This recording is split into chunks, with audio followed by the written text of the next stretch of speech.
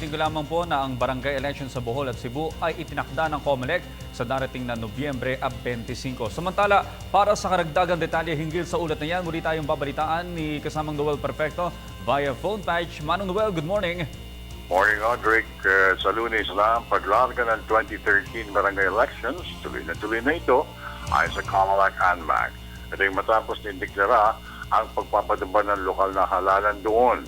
Umaasa si Chairman Sixto Brillantes na magiging maayos, malinis, at halinawa ay magiging matahimik.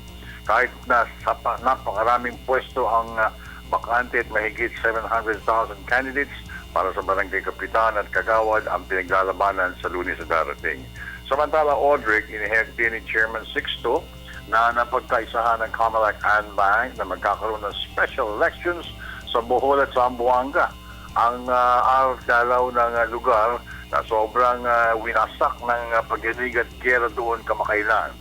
Ayon kay Brillantes, nakita ng mga otoridad na unti-unti na nanunumbalik ang sitwasyon sa lugar, kung kaya dapat lamang na matuloy ang special election sa November 25, 2013 para hindi naman mawala ang karapatan ng mga taga-Bohol at Zambo ang right to choose their future leaders sa barangay elections. Yun muna wala.